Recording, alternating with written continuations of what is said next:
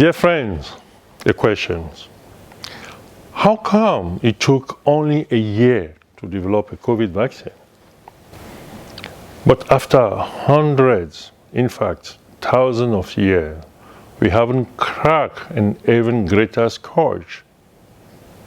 A virus that has weaved its way deep into the body politic and hung around humanity's necks like a ball and chain. I use those words with feeling, and I refer, of course, to racism. Life and way of living and human dignity and human rights are at stake with COVID. That is why we have responded. Life, livelihood, right, dignity is the stuff of racism too. So what is the difference? Is it that not enough people or enough of the so-called right people are affected by racism? Many of you know what racism feels like, and I know it too. My passion for the dignity of Africa, people of African descent, is built on centuries of pain which enslaved my ancestors and which in many ways have enslaved me in my heart and in my mind. Racism has been an ever-present backdrop of my own journey. From my native Togo to a Pan-African role with the YMCA and now the global role. I feel like I have had to work twice as hard to prove myself.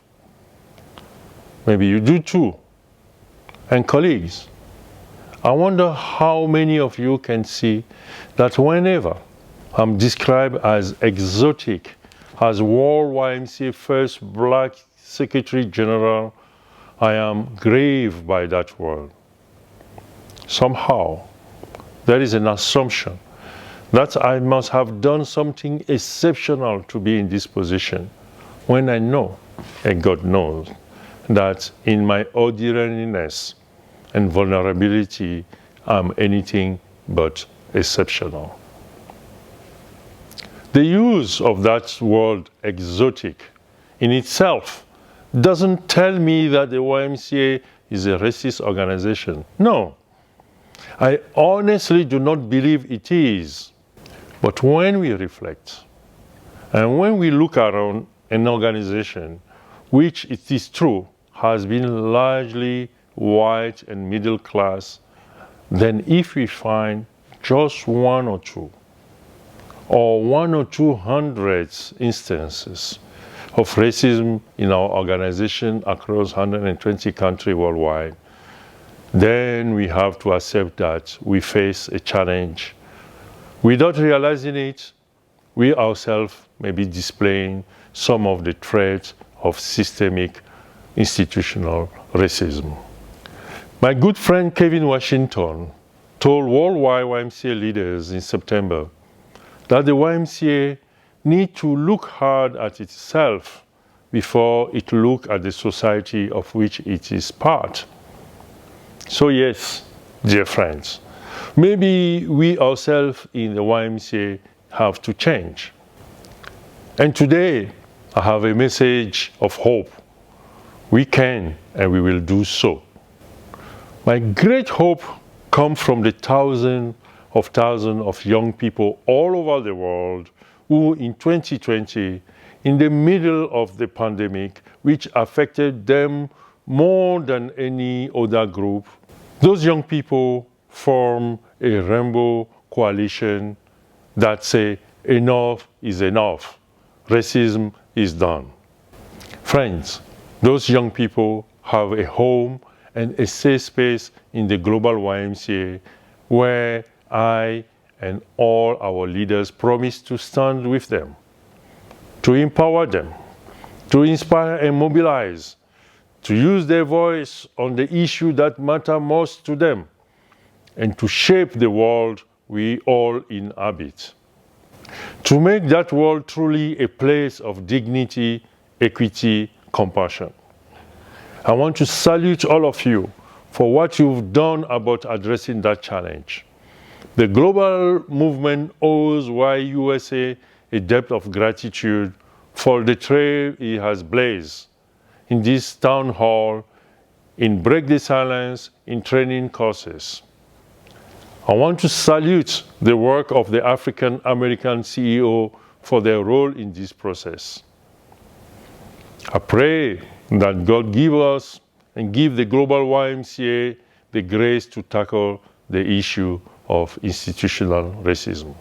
We are starting to do so, but we need to do much more. It's my hope and belief that the issue of institutional racism will be tabled at our 20th World YMCA World Council in Aarhus, Denmark in July 2022, and that it will lead to a movement-wide resolution and accompanying actions. And we will share that story. I have seen great example of that is being done in number of YMCA all over the world. But friends, we have a long way to go. And as Kevin says, this is a journey in which the World YMCA, like every national movement, must accompany its members wherever they are at. Forgive me if I'm outspoken in this closing, but I need to say this. In my West African language, Ewe, we say that only an undignified person undignifies others. The world needs to understand that until Black life matters, other life cannot matter. The Southern African notion of Ubuntu, tell me why. I am, because you are, because we are. A person fully becomes a person only through others. We are all God's unique creation, loves and called to love. All lives matter, Black lives matter. Thank you.